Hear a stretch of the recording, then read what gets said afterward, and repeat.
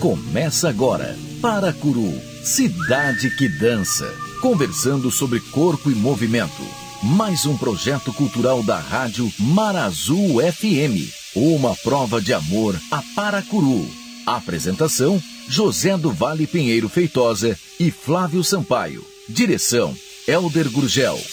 Com vocês, Paracuru, cidade que dança.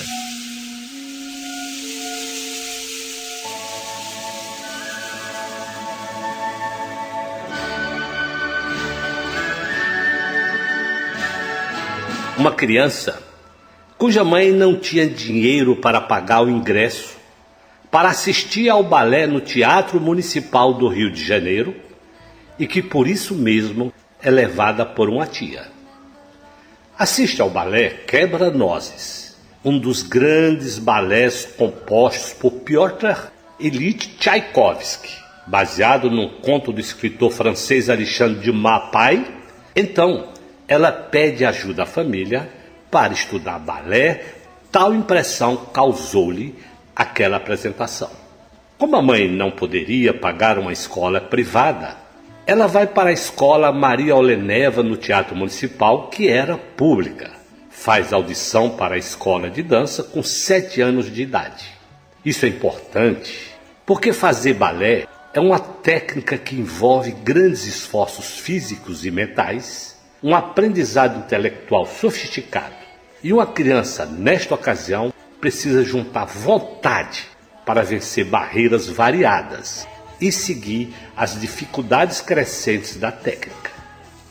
A Letícia Oliveira conversará com Flávio Sampaio sobre sua carreira brilhante, especialmente no exterior. Essa conversa acontecerá com Flávio Sampaio em sua residência, na Praça Central de Paracuru, um dos lugares mais bonitos do Brasil, enquanto a Letícia se encontra nos Estados Unidos. Estando ela nos Estados Unidos, vem à tona a importância da escola de dança pública, que pode universalizar o acesso das crianças, independente da classe social e de renda a que pertença. A Letícia era de uma família com renda sem capacidade de pagar uma escola particular, e ela se forma em dança. Trabalha nos Estados Unidos, que não tem a mesma capacidade de acesso, pois todas as escolas são particulares, e a oportunidade de adquirir uma bolsa de estudo é muito pequena. De modo que a Letícia Oliveira, formada no Brasil, é uma artista desenvolvendo arte no país mais rico da história atual, que, no entanto, é seletivo nas oportunidades de acesso à dança. O seletivo aí, entenda o acesso econômico. Um aspecto da vida da dançarina é a própria confiança da família para que a criança possa seguir uma carreira e que esta carreira possa lhe oferecer uma base econômica e social. Em geral, as profissões tradicionais deixam muito mais segurança para as famílias, e veremos esta questão aparecer. E nesse caso, o próprio papel do professor, que acredita no aluno e vai conversar com a família, passando esta segurança. Com 16 anos de idade, a Letícia Oliveira entra no corpo de baile do Teatro Municipal já como profissional. Nesta ocasião, vai fazer curso fora do municipal, que passava por uma série de dificuldades para realizar espetáculos na ocasião. Ela vai fazer curso na Escola de Dança da Dalal Achá, ocasião em que entra em contato com quadros do Joffrey Ballet. A Letícia puxará um aspecto da sua personalidade que é muito importante, especialmente no mundo da arte. De modo geral, a arte, como uma atividade econômica, puxou muitos valores do sistema econômico predominante, que é o capitalismo baseado na livre concorrência, criando modelos de vencedores e, por consequência, vencidos, de ganhadores e perdedores. Em conversa com o Flávio Sampaio, nos dirá que ele nunca competiu com outros colegas de dança. No máximo, ela se comparava consigo, com suas práticas anteriores, e desejava superá-las em qualidade. Diz ela que a competição não tem sentido em arte, porque a arte é rica exatamente pela variedade que as pessoas têm a oferecer. o que significa que esta multiplicidade enriquece a expressão artística. Na conversa entre os dois artistas, o Flávio e a Letícia, veio à tona a questão da sustentação econômica do bailarino. Como ele pode ter abrigo, comida e possibilidade de até formar uma família com a base econômica necessária. E no campo artístico, esta questão é muito crítica por uma razão. Hoje, muitas profissões, inclusive de nível acadêmico, são formadas em meio período de estudo, de modo que o aluno não se limita à sua formação. E aí ele pode até não exercer a função determinada, sem grande prejuízo de sua vida. Já com o artista, especialmente nos campos em que as técnicas são grandes e complexas e codificadas culturalmente, é outro aspecto. É preciso uma dedicação exclusiva na formação, o que leva necessariamente à questão do valer a pena para depois não acontecer e não ter alternativas de conhecimento para ganhar a vida. O essencial da carreira da Letícia acontece em companhias americanas, começando pelo Joffrey Ballet e em seguida indo para o Houston Ballet, no qual dança como primeira bailarina pelo mundo inteiro. Em seguida, por várias razões, inclusive para ter mais tempo e assim ter filhos e formar uma família, ela se muda para o Texas Ballet Theatre. Letícia ama Cal, que ama Letícia, que ama Tiago, que ama Isabela, que ama a vida, que ama o mundo e sabe que eles estão no mundo porque a avó os convenceu que talvez mudem o mundo para melhor. Letícia hoje é professora do Texas Ballet Theatre, e o Flávio abrirá um diálogo sobre o ensino e a formação do bailarino. No breve diálogo, ela aponta uma contradição, ou melhor, uma quebra de perspectivas. Na formação dela, quando era muito difícil ver uma cena de um grande astro da dança executando uma peça, havia uma procura pelos meios que houvesse para que se pudesse assistir e aprender com o que viam. O paradoxo atual é que os jovens estudantes de dança têm acesso universal a qualquer cena de dança, até pelo seu celular, e eles não querem ver, apenas querem o resultado. Seria como se tivesse esquecido o processo inteiro, que a rigor é a dança. A comparação, o acréscimo, a inovação, o salto qualitativo no processo, até atingir um marco que já se firme pronto para ser remarcado mais adiante. Será isso um reflexo da sociedade americana de resultados, de entrega de resultados? Ou reflete uma acomodação involutiva do processo humano perdendo a perspectiva de ser parte das dificuldades e do que se poderá extrair disso tudo? Para continuar se desenvolvendo, continue amando, continue pensando nas próprias dificuldades. Mas foque sua vida no seu desenvolvimento e se relacionando com a arte que você escolheu, com a humanidade que você deseja ser. Letícia Oliveira. Aqui, Paracuru, cidade que dança.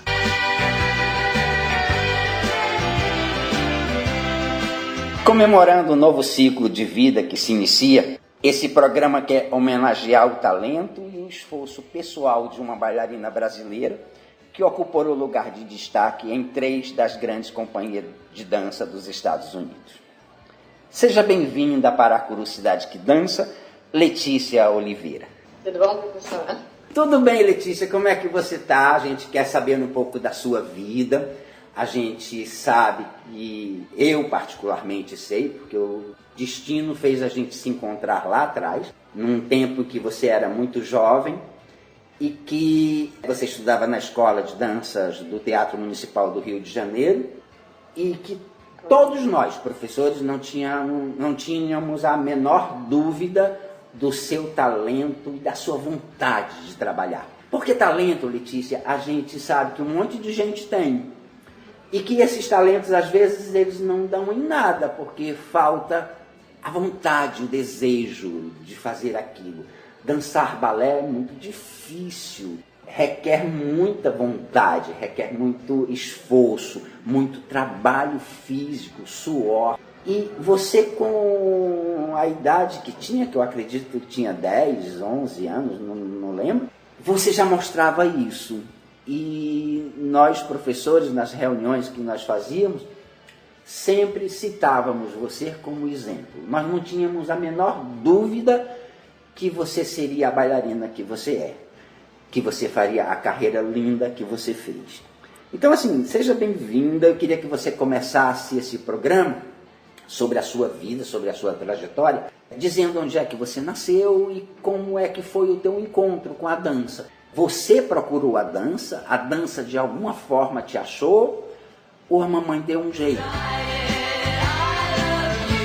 Olha, primeiramente, eu concordo completamente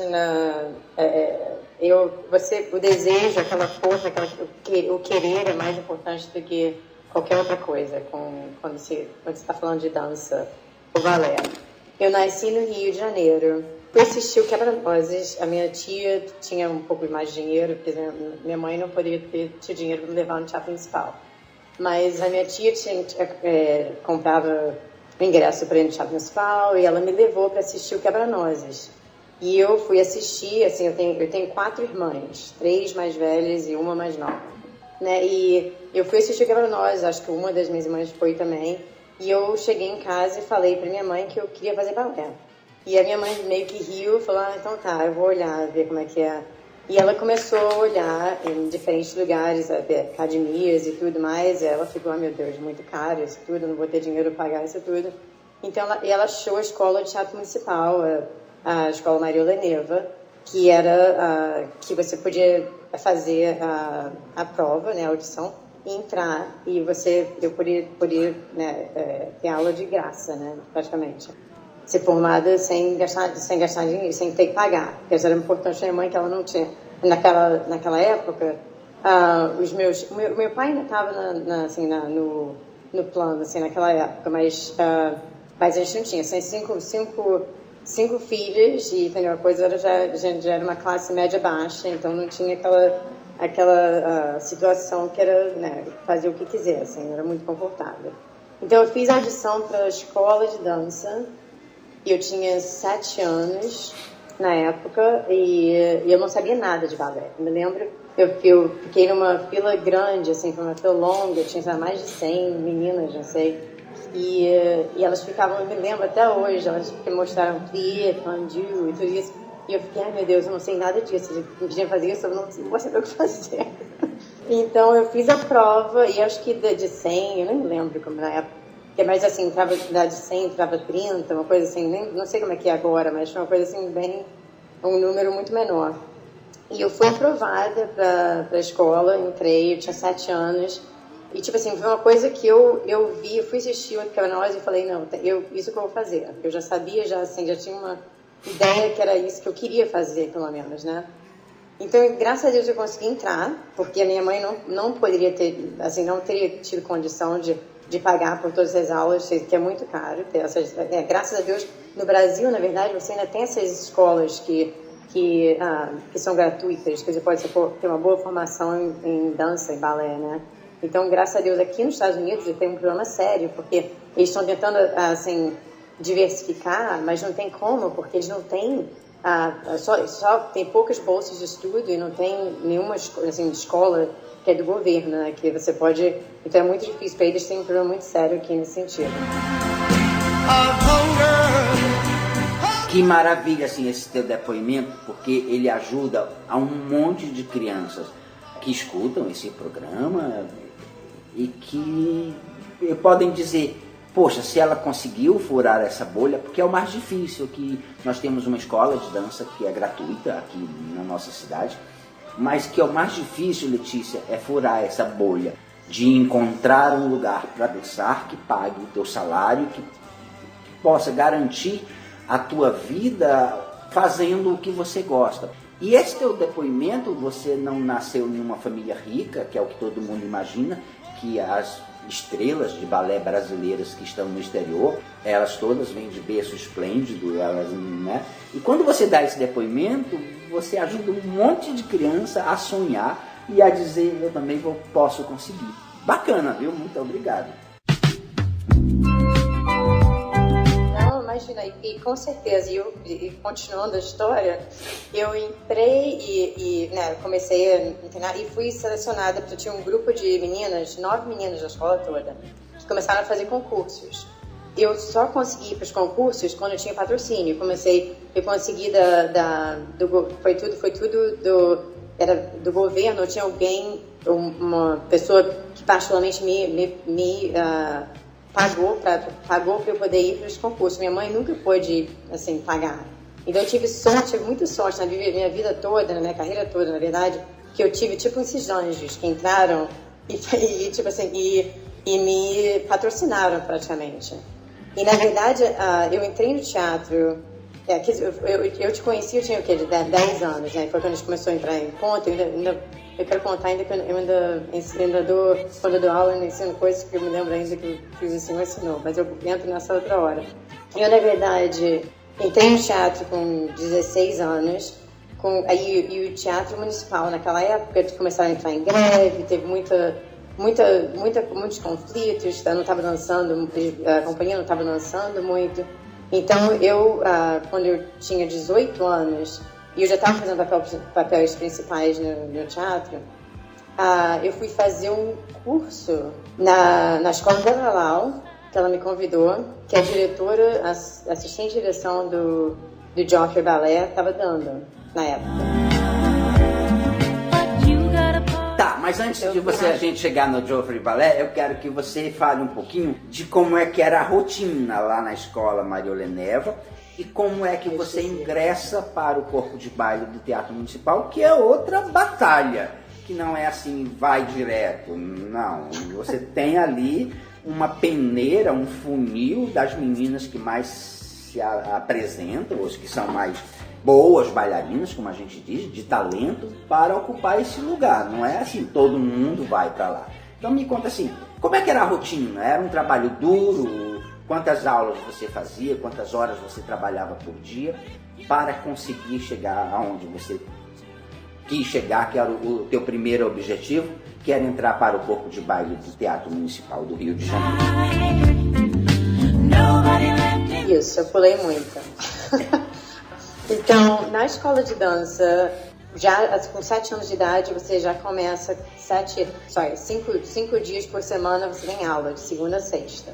Pelo menos uma aula, começa com uma aula por dia, e cada ano que você está lá aumenta mais. E graças a Deus, o currículo da escola é muito bom, porque inclui diferentes estilos de dança, que é muito importante, moderno, jazz, e tem dança espanhola, karatê, música foi muito importante. Eu até aprendi isso mais tarde, que eu me senti tão sortuda que eu aprendi teoria musical, porque muitos bailarinos hoje em dia, por mais que eles sejam musicais, eles não entendem a música. Agora, ainda mais quando comecei a dar aula, isso foi muito útil. Então, teoria musical, história da dança, improvisação, todas essas matérias diferentes que eu conseguia, que eu tive acesso na escola de dança, foram muito importantes. E isso são horas e horas. Então, quer dizer, eu ia para a escola de manhã, normalmente de 9 meio-dia, a escola normal, né, de 9 a 1 hora, e corria para a escola de dança e ficava de 1 hora até, às vezes, 8, 9 da noite na escola de dança. E eu me lembro que até os meus colegas na escola, né, na minha escola normal, né, na escola, no colégio, eles viravam e falavam: como é que você consegue tirar uma nota boa? Porque você não tem tempo para estudar. Eu falei: olha, eu tenho que prestar atenção na aula, porque eu não tenho tempo para estudar. Então o que eu faço é presto atenção na aula mesmo, porque aí eu não tenho que estudar tanto quando chego em casa, né? E como o balé ajuda, né, Letícia? Como o balé te ajuda a ter essa atenção, a estar atento ao ciclo de 360 graus que acontece na sua volta. Então eu acho que isso ajuda muito. Mas aí você entrou pro corpo de baile. Nessa época eu acho que eu não estava lá, porque eu realmente assim me lembro de você muito pouquinho. Eu me lembro na escola, você me citou como professor, eu fui seu professor lá na escola Maria Oleneva. Eu tenho um orgulho danado disso, eu quero te dizer, de ter contribuído pelo menos um pouquinho, porque foi 1 ano ou 2 que eu fiz isso, com essa carreira brilhante que você faz. Quando é que você percebeu assim, Letícia, não, eu não quero nada mais na vida, eu quero ser bailarina?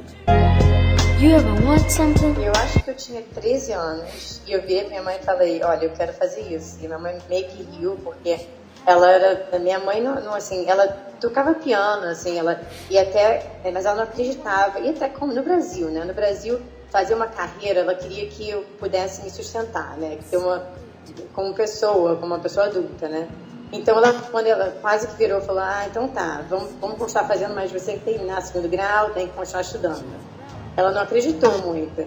E ela ficou, não ficou contra, mas não ficou muito a favor, podemos dizer assim, não ficou muito fã da ideia. E chegou, e tem até uma história engraçada, que eu me lembro que eu devia ter devia ser uns 13, 14 anos por aí, e acho que foi por aí, pelos 13, 14 anos. E a tia Edi, uma das professoras da escola, tiveram que ligar para minha mãe e falar, olha, você não entende, ela tem muito talento, ela vai poder fazer isso assim como carreira. Porque a minha mãe assim, resolveu que eu tinha que ficar em casa para estudar, que não podia ir pro balé, faltei assim e tal. E ela meio que telefonou para minha mãe e falou, olha, você não tá entendendo. Então foi até uma história bem engraçada, que eu nunca pensei. E ainda bem que a Edi fez isso para você, viu? Porque nós sabíamos, nós conversávamos do teu talento. Aí você foi lá na Dalal. Dalal, a gente tem que dizer aqui nesse programa, é uma grande mecenas da dança brasileira, uma bailarina, diretora, foi diretora do Teatro Municipal há muitos anos, uma empresária que trouxe para dançar no Brasil balés como a Ópera de Paris, o Royal Ballet de Londres, era amiga pessoal dos grandes bailarinos como Margot Fonteyn, Rodolfo Nureyev. É uma grande celebridade da dança que tem uma escola no Rio de Janeiro e que lá é um lugar meio que de contato entre os bailarinos que são muito talentosos e as fontes que empregam as companhias de dança no resto do mundo. Aí você chegou na Dalal Oscar e tinha, por sorte, uma pessoa do Joffrey Ballet. Eu não acredito em sorte. Acho que seu destino estava marcado para ser aquilo. Lá assistindo às aulas. Conta pra gente como é que foi. Pois é, quer dizer, a Dalal foi um desses anjos que eu até me referi anteriormente, que estiveram na minha vida, né, que apareceram assim do nada, assim de vez em quando, e ela sempre me chamou, assim, convidava para curso de férias, eu fiz pro balé, eu não tive que pagar, então ela sempre me dava bolsa de estudo, sempre teve, né, porque na escola dela tende a ter muita gente que tem dinheiro, mas eu com certeza não era uma dessas pessoas.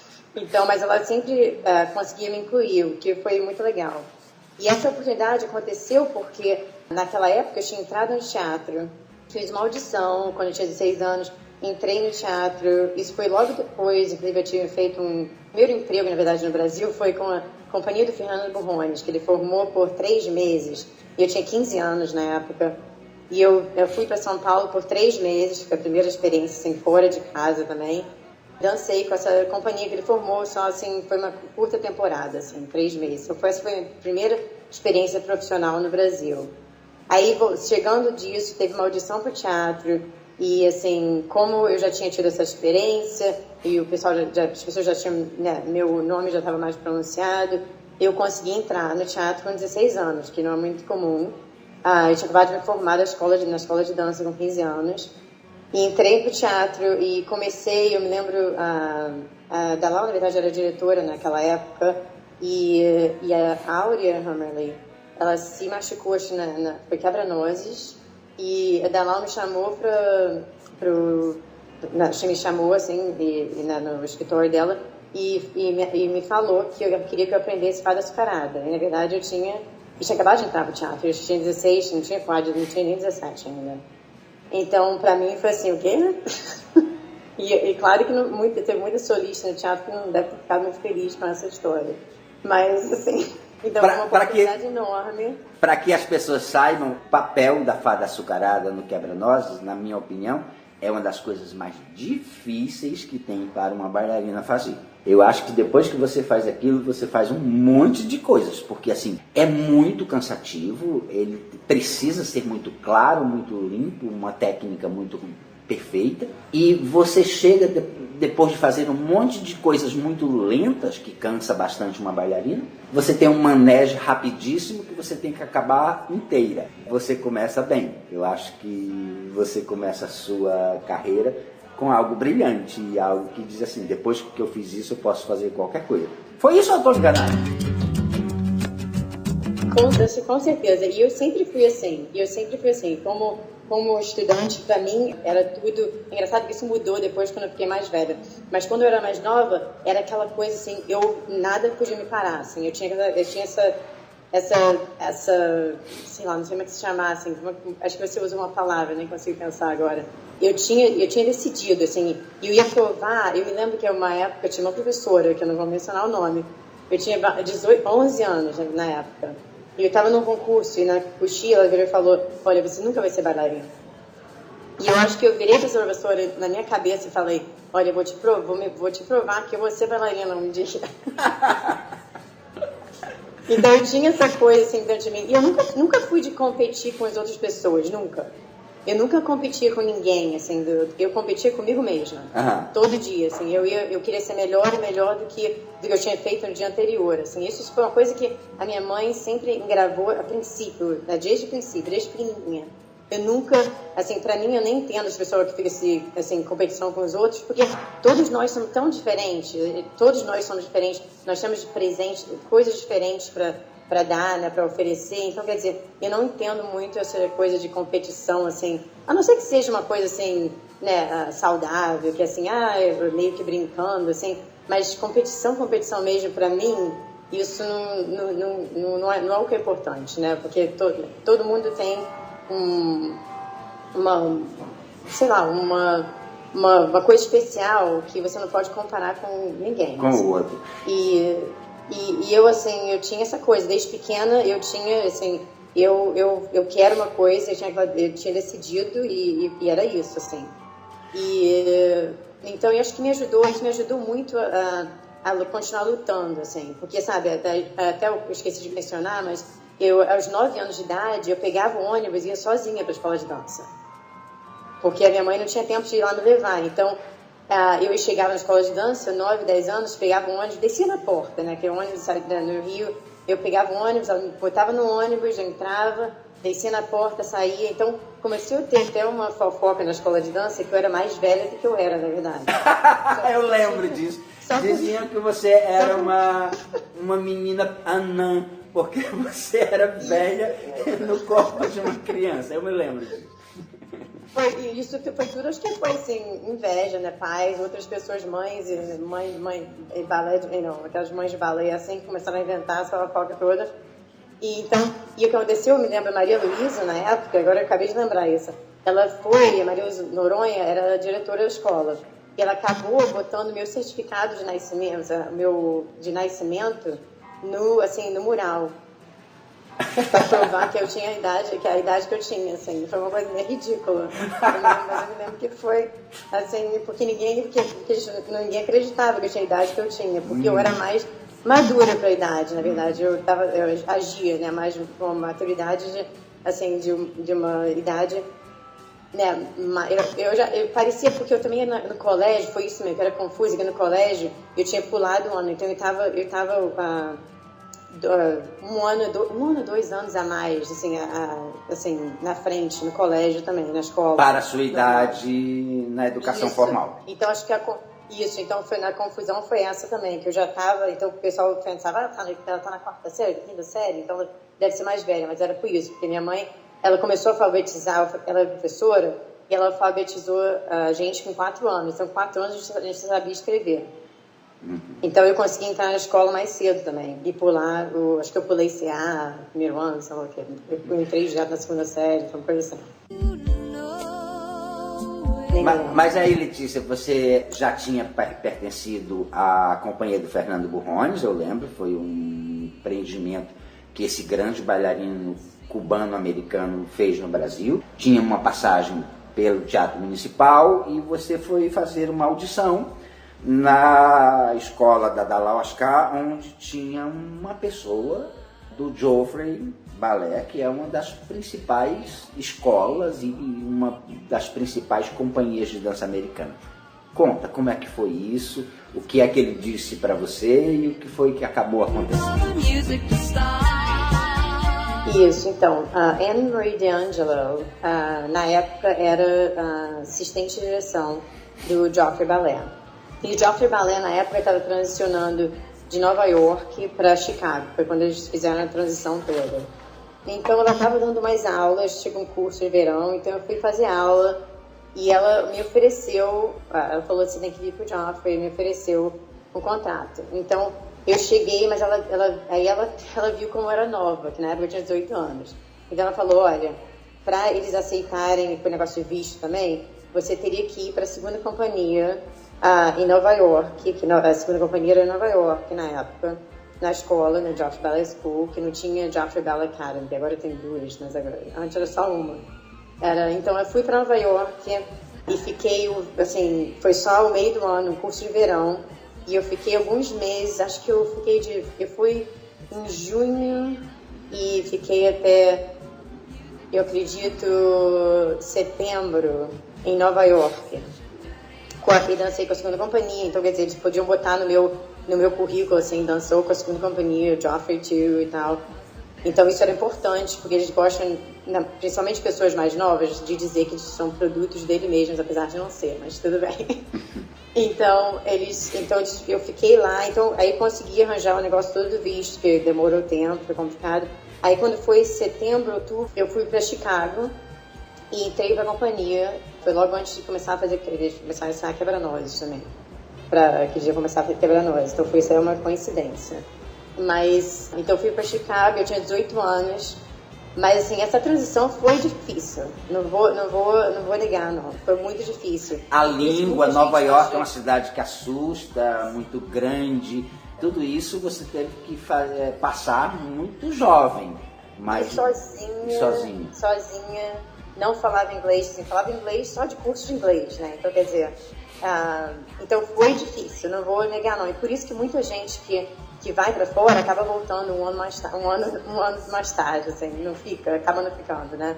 Porque eu me lembro de passar muitas horas, assim, sentada no Central Park com o meu Walkman, que ainda tinha Walkman, naquela época tinha isso, né, e sentava escutando música, tentando aprender mais inglês e tudo, e eu passei muito tempo sozinha, dizemos assim, comigo mesma, né, assim, e isso às vezes é assustador, ainda mais para uma jovem de 18 anos, mas graças a Deus, de novo, tive anjos que apareceram na minha vida, tive meus amigos lá que começaram a me levar para sair e conversar, e foi assim que eu aprendi inglês, porque na verdade a melhor maneira de sair e falar com as pessoas, é a melhor imersão, né, e foi assim, uma coisa muito importante, naquela época de Nova York, ser meio, uma cidade assim, que tudo acontecendo, foi importante para mim, assim, para ajudar a aprender aquela puxada no inglês, né? Então, quando eu fui para Chicago, eu já estava um pouco mais confortável com a língua. Mas sempre, assim, eu não tinha, né? Minha família não tinha dinheiro para vir visitar, assim. Minha mãe, assim, eu faltava dinheiro, ela mandava $200 aqui e ali, assim, sabe? Não tinha, assim... a situação era muito precária, vamos dizer assim. Não era uma coisa, assim, né, que eu era super confortável, né? Então, graças a Deus, quando eu entrei na companhia e comecei a ganhar um dinheirinho, meu próprio dinheiro, aqui quando eu estava na escola em Nova York, minha mãe teve que mandar um pouco de dinheiro aqui e ali, né, o que ela podia. Apesar de eu não pagar para as aulas, eu tinha que me sustentar lá, né. E aí, mas depois que eu comecei a entrar na companhia com o Joffrey Ballet, aí eu comecei a ganhar meu próprio dinheiro, começou a ajudar um pouco, porque eu podia, né, pelo menos pagar me sustentar, né. Letícia, fala para os meninos aqui de Paracuru como é que é isso. Você entra muito jovem, né? Você tem 18 anos, 19 ali, começando a vida, e você entra para uma companhia. Lógico que é um primeiro contrato, você não vai ganhar igual a uma primeira bailarina, nem a um solista. Mas isso lá nos Estados Unidos, né? Esse primeiro trabalho, já dá, assim, para você se sustentar, ter o seu apartamento, ter a sua comida, comprar suas coisas? É um salário que é possível fazer isso? Com certeza, sim. Assim, não é super confortável, mas dá para fazer o mínimo. Muita gente, quando é nova, assim, na companhia, acaba morando com outras pessoas, assim, dividindo apartamento, que ajuda a pagar as coisas. Então, quer dizer, você não mora sozinho, geralmente mora com outras pessoas para ajudar o custo, né? Mas é possível. A vida, na verdade, é muito mais possível. Eu até converso com com meu marido, que ele, na verdade, ele veio da Inglaterra, então ele tem mesmo uma história diferente, mas parecida. E a gente comenta como aqui, o que foi tão importante para mim é que a minha mãe queria que eu pudesse me sustentar, né, na vida adulta, né? E no Brasil, você vê ainda até bailarinas de teatro tendo que ter outros empregos para poder ter uma vida confortável, né? Então, quer dizer, para ela, quando eu decidi ser bailarina, para minha mãe, foi uma coisa assim, mas peraí, ela vai poder se sustentar, vai poder ter uma vida, né, normal, tranquila, assim, isso que era muito importante para ela. E a minha trajetória de vir para cá e olhar a vida que eu tenho uma casa, uma família, posso pagar, entendeu? Assim, não sou rica, mas posso ter uma vida normal, e tive uma vida normal como bailarina, sem ter que ter 2 ou 3 empregos, né? Aqui no Brasil seria um pouco mais difícil. Uma coisa importante. No Joffrey Ballet você tem um tempo. Quanto tempo você ficou lá? Quais são os balés importantes que você dança? E o que te levou daí do Joffrey, que é uma companhia esplêndida, foi aonde começou, por exemplo, a Nora Esteves, que é uma grande estrela do balé brasileiro. Foi aonde ela começou também, nessa companhia. E depois dela você foi para o Houston Ballet, que também é uma companhia importante americana. Como é que aconteceu essa transição? Quais os balés que você leva para o Houston já na tua bagagem de bailarina? O Joffrey foi uma experiência muito legal para mim, porque era uma companhia menor, então todos eram como mais ou menos solistas, e eu acabei fazendo muitos papéis principais dos balés clássicos. Mas a companhia em si, mais do que hoje em dia, fazia um repertório muito variado, assim, muito contemporâneo, muito de classe, assim, de clássicos a contemporâneos, e muitos coreógrafos, assim, muitos coreógrafos. Até hoje eu me sinto muito sortuda, assim, de poder ter trabalhado. E o que foi legal, que abriu os meus horizontes, porque eu era uma bailarina mais clássica, assim, naturalmente. Então, eu tive essa exposição a vários tipos de estilo de dança, assim, como coreografia, né, como balés.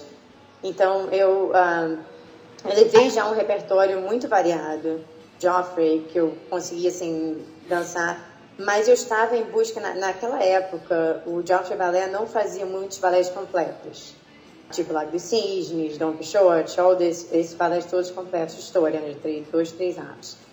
Então, eu, na verdade, comecei a procurar, outras companhias para audicionar. E o Joffrey Ballet, muita coincidência, minha vida tem sido uma coincidência total, mas que, assim, funcionou perfeitamente. Mas o Joffrey, eu fui...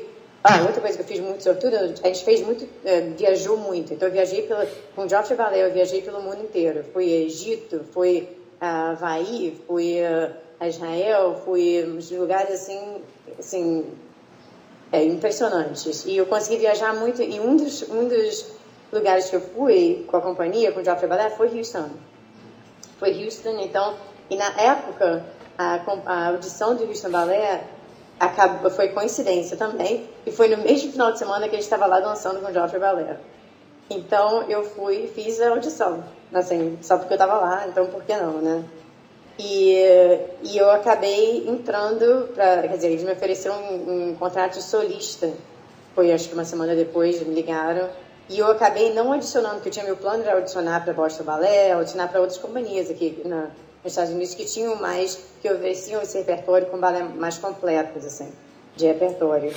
Então aí como eu recebi o contrato de Houston, eu tive assim, então pronto, já acabou, já está feito. Então foi de novo, assim, meio que destino, não sei. Podemos dizer, assim.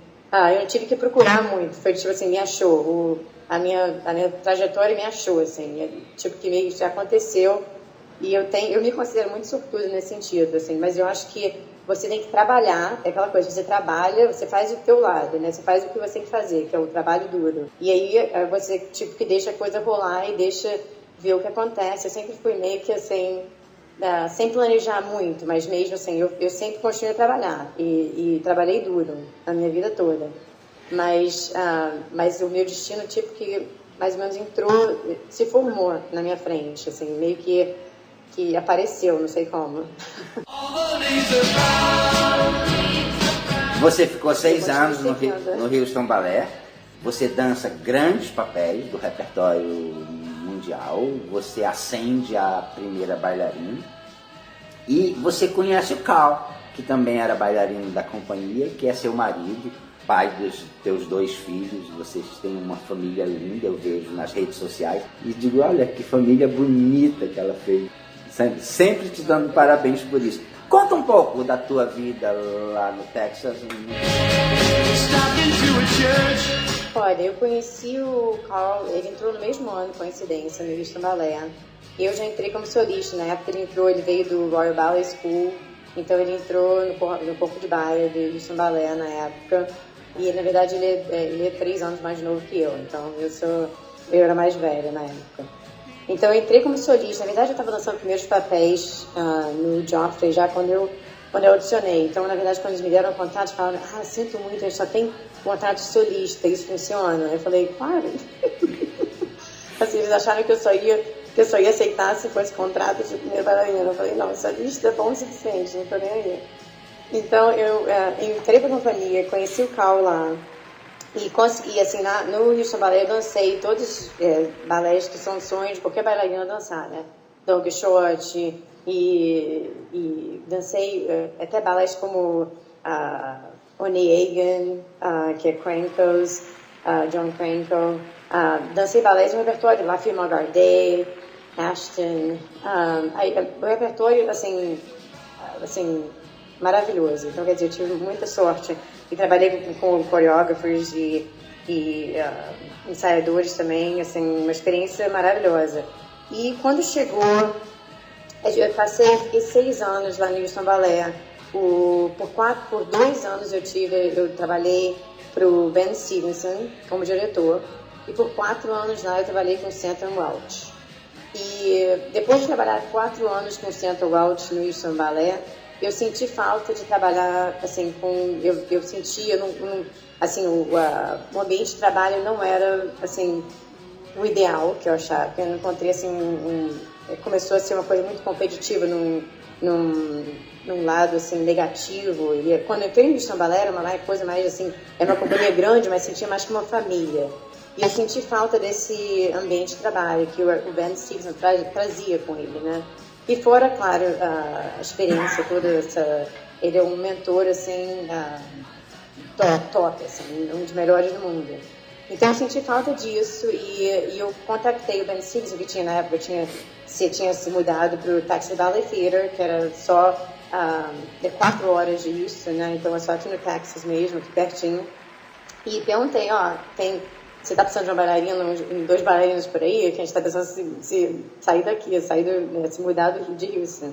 E assim, demorou, acho que no ano que ele teve que aqui a companhia, ele teve que, tipo assim, achar, né, que as companhias dos Estados Unidos, assim, que muito dinheiro privado, né, então, muita patrocínio privado. Então, assim, que ele teve que achar o dinheiro para poder trazer a gente de Houston, poder pagar o salário que a gente queria, na época que eu estava recebendo, para ter, assim, um salário parecido do que eu estava recebendo em Houston, né? Então, eu acabei vindo para cá, para o Texas Ballet Theater, e vim com o Carl, com meu marido agora, na época a gente não tinha casado ainda, mas a gente veio junto. E aqui também, o que eu gostei, uma das razões que eu queria me mudar para Fort Worth, Dallas também, para essa companhia um pouco menor, é que eu estava pensando já em ter uma família. E tinha vários bailarinos que tinham família no Houston Ballet, mas eu via a situação, eles nunca viam a família, nunca viam os filhos. Os filhos estavam sendo criados por outras pessoas. E o que era bom, que na época que o Houston Ballet trabalhava muito mais, né? Muito, assim, as horas muito intensas, 2 repertórios todo o tempo, que foi uma coisa muito... é muito mais intenso, na verdade, do que uma companhia... O Texas Ballet Theater, sendo uma companhia menor, pois eu tinha mais tempo, assim, fora do estúdio, né? Que você poderia ter uma família e ter tempo de ver os próprios filhos.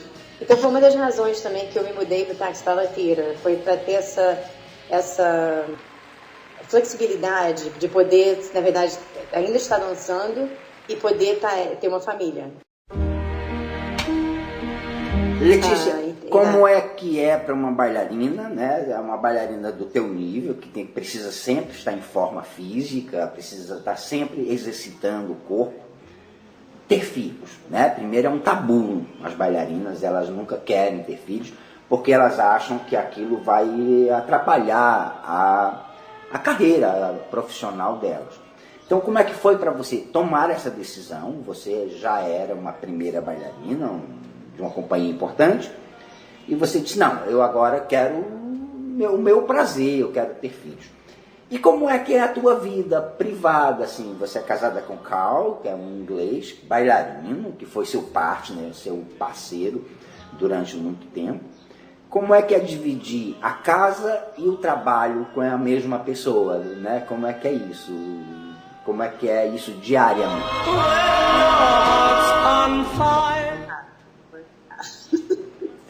Não, mas é complicado e bom. Na verdade, eu me lembro quando a gente dançou Onega em Houston, juntos, né, antes de vir até para cá, eu fui sortuda e consegui dançar com ele, que ele é um ótimo partner. E eu me lembro que a ensaiadora falou, olha, vocês são um casal melhor, mas são os mais difíceis de trabalhar com, porque sempre esposa, assim, quando você trabalha com uma pessoa que é muito, assim, próxima, você tem mais intimidade, né? Então, você perde um pouco do filtro. Né? Então, nos ensaios, eu virava, não, mas eu não estou na perna, então, assim, tem que consertar, viu? É uma coisa mais direta, assim. Então, nos ensaios, eu me lembro que a gente sempre teve mais dificuldade, mas quando chega no palco, a experiência é divina, e assim, eu não trocaria por nada, assim. Eu já tivemos momentos no palco que coisas aconteceram e a gente pôde, assim, sei lá, não modificar, mas a gente dança momentos incríveis, assim, no palco, porque a gente tem essa conexão, é uma conexão assim, extra, né? Aquela coisa meio de vida, de conhecimento mesmo, né, Letícia? De um conhecer o outro, as agilidades, as fortalezas e as fragilidades. Então, um completa. Com certeza. Com certeza. É aquela coisa de completar um ao outro, né? Então, quer dizer, assim, eu não preciso falar, você não precisa nem conversar, assim, se uma coisa acontece errado, você nem precisa falar nada, o outro já sabe como que vai consertar, ter esse entendimento, né? Essa coisa de... Então, não, foi uma coisa maravilhosa de poder ter dançado com ele na carreira toda, mas com certeza os ensaios sempre foram complicados, sempre foram, assim, principalmente porque nós dois somos pessoas muito honestas, então isso fica complicado, a gente não tem muita falsidade, assim, um com o outro, mas foi uma coisa maravilhosa de poder ter essa experiência de dançar, assim, dançar com o seu próprio parceiro, né, no palco e na vida, assim. E, assim, a maravilha de ter um parceiro que entende o que você faz, até agora, assim, é que você pode chegar em casa e eles entendem por que você tem que fazer isso, não tem que ficar explicando por que você tem que botar gelo todo dia e por que você tem que fazer isso ou fazer aquilo, essas rotinas de bailarino, né, que você tem que fazer, uma vida... é um estilo de vida, sempre falo, né? Bailarina é um estilo de vida, você escolhe esse estilo de vida. Tem dias que você chega em casa, você não quer falar com ninguém, não quer escutar nada, você só quer deitar e dormir, porque você está exausto. Tem dias que você está todo machucado, você quer entrar numa geladeira, porque só o gelo alivia as suas dores. Mas tem dias que você sai do teatro, assim, vibrando de alegria, porque aquela noite tudo deu certo na sua vida e você pôde fazer aquilo plenamente. É assim com você? Comigo era assim. Com certeza, com certeza. Eu me lembro das melhores chuveiradas que eu já tive depois daqueles espetáculos, assim, que você se sente tão bem, que foi assim, graças a Deus, assim, foi aquela coisa, assim, espetáculos especiais. Eu me lembro, assim, eu era normalmente a última pessoa de sair do teatro, assim, porque eu ficava, assim, curtindo aquele momento, assim, né?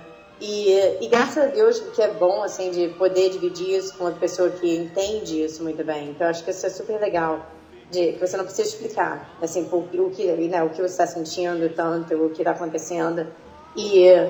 Mas é muito legal, é muito legal. E os filhos, como é que foi com o Carl? Você pegou o Carl assim, botou ele na sua frente e disse, olha, cara, é agora ou nunca, vamos ter 2 filhos e pronto.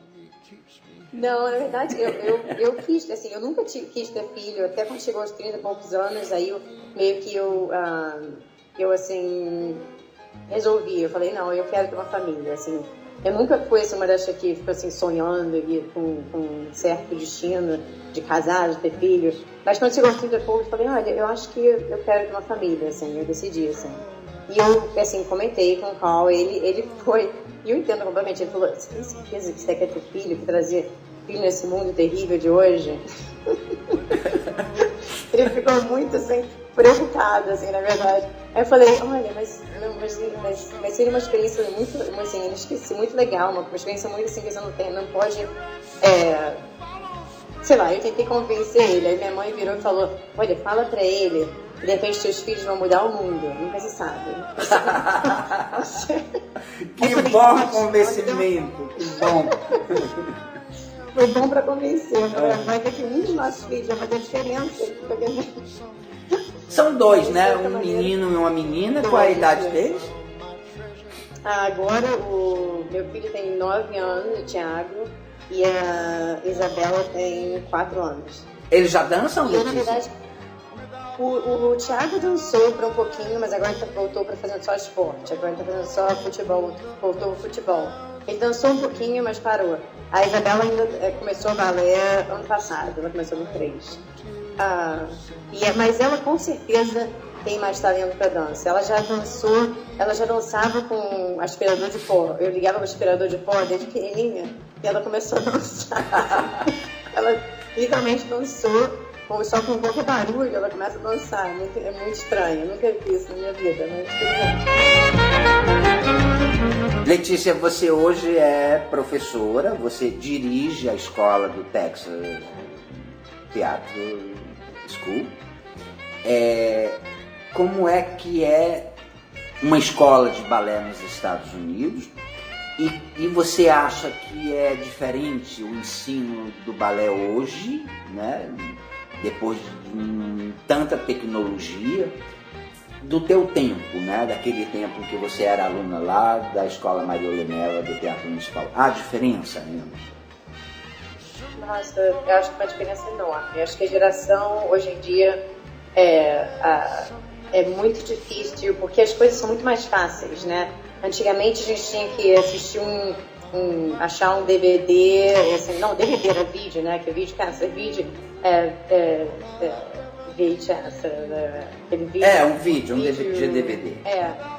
Então, a gente tinha que achar para poder assistir o Nureyev, para assistir o Baryshnikov, para assistir Makarov. E assim, hoje em dia tá tudo no YouTube, né? E assim, eles não assistem o suficiente.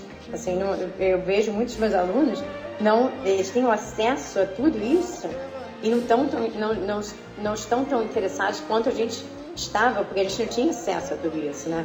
E fora que tudo está no telefone, você pressa um botão, Google responde todas as suas perguntas, né? Então, quer dizer, eu acho que os alunos, assim, de balé hoje em dia, eles só querem respostas. Eles querem respostas, assim, diretas, né? E o treino, o estudo de balé é um processo. Então, quer dizer, você tem que amar o processo, né? Porque você vai demorar muito tempo, porque você talvez nunca chegue... Você nunca vai chegar à perfeição, na verdade, porque não tem perfeição no balé, né? Então, quer dizer, o trabalho contínuo até o último dia que você dançar. Eu me lembro nas últimas semanas que eu dancei, eu falei, ai meu Deus, se eu soubesse isso 20 anos atrás, seria muito mais fácil. A perfeição no balé é a busca, né? Como você... Letícia, vendo hoje, como é que é hoje o teu olhar para o futuro? Como é que você vê a dança daqui a 20 anos? Ela ainda vai preservar os mesmos sonhos da minha geração, da sua geração? Ou vai ficar diferente? Como é que tu vê isso?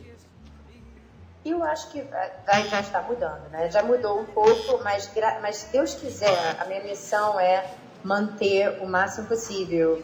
Na verdade, eu me sinto... O meu trabalho, a minha meta agora como professora é manter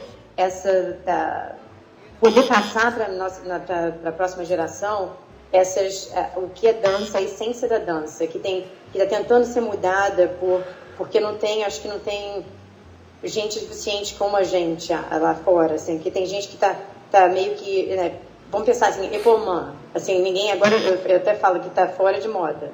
Que ninguém gosta de fazer pulmão mais, assim. Então, quer dizer, existem coisas assim na dança que precisam ser conservadas. E eu acho que eu levo assim, minha meta é que eu consiga passar isso para a nova geração, claro que aceitando as mudanças que sempre acontecem, a evolução, aquela coisa da dança. A dança tem que evoluir, claro, porque isso não pode parar, né? Tem que evoluir como qualquer coisa. Mas eu acho que é importante manter essas coisas básicas que vão manter o balé, o que é, né, a essência. A gente não pode perder a essência. E às vezes eu vejo por aí que a essência está meio que se dissipando, assim, está meio sendo destruída porque está tentando evoluir tanto que está perdendo a sua essência. Então, eu acho que a minha preocupação maior hoje em dia é tentar passar o que realmente o que significa, né, para não começar a ser assim um esporte, né? Você tem porque o que faz a dança uma arte, né? Na verdade, o que faz a diferença? Por que não está nas Olimpíadas, né? Você teve essa conversa um tempo atrás. Dança tinha que estar, balé tinha que estar nas Olimpíadas. E a razão é porque ainda é uma arte, não é um esporte, né? Então, como eu falei anteriormente, cada um tem a sua coisa especial para oferecer. Na verdade, seu artista, como pessoa, ele não é quantas piruetas faz, não é quanto, né, se pula alto, faz isso, a técnica em si. A técnica é o meio, né? Mas não tem que ser o produto final. Na verdade, não é o produto final. O produto final é a arte que você oferece no palco, né? Letícia, se você tivesse que dar uma dica, um conselho para uma menina que está aprendendo balé hoje, com o mesmo perfil social do seu, querendo furar uma bolha de violência, uma bolha de pobreza, uma bolha de falta de perspectiva de vida, o que você diria para ela? Eu acho que continue dançando. Continue amando e dançando. E amando o que faz. Porque eu acho que é importante você poder... Uma coisa que eu consegui fazer é botar assim... focar no que eu queria e tentar esquecer tudo que está acontecendo por as dificuldades. Até às vezes você entra na sala de aula e tentar esquecer as dificuldades que estão, ou até os obstáculos que podem estar à sua frente. Naquela hora, lá na sala de aula, no estúdio, é lembrar que você está trabalhando para atingir o seu objetivo, que o seu objetivo é dançar, ser o melhor bailarino que você pode ser. E, na verdade, como eu comentei também antes, para mim, as coisas, eu não acredito que só aconteceram, mas aconteceram. Mas porque eu sempre botei o trabalho como meu trabalho duro, eu sempre trabalhei muito. E aí as coisas aconteceram, interrogação, né? Não sei se aconteceram, assim, eu estava pronta para aceitar as novas oportunidades. Ou você fez acontecer isso, né, Letícia? Letícia, sua linda, muito obrigado por esse depoimento lindo que você nos deu. Muito obrigado por você ser essa pessoa da dança de sucesso, de trabalho, que prova para muita gente que o talento associado ao empenho, à vontade, ao desejo, é o que pode dar certo no mundo, é o que pode cumprir os nossos sonhos, trazer os nossos sonhos de volta. Obrigado para você. Hoje, Paracuru já conhece a Letícia, uma bailarina brasileira que se empenhou tanto de construir uma carreira. E a gente coloca o nosso microfone para você se despedir dessa cidade, que eu espero que um dia você venha aqui, venha conhecer. É um lugar lindo, viu? Teus filhos iam adorar. Espero que sim, eu adoraria. Não, foi um prazer muito grande. E só acreditar. Acho que o importante é só acreditar. Qualquer um pode, é só acreditar e botar o trabalho e continuar trabalhando. E não, espero que eu possa visitar, sim. Parece uma cidade linda. Então, eu adoraria te ver também. Então, seria ótimo. Obrigado, minha querida. Um beijo grande na sua família. O senhor também. Beijo grande. There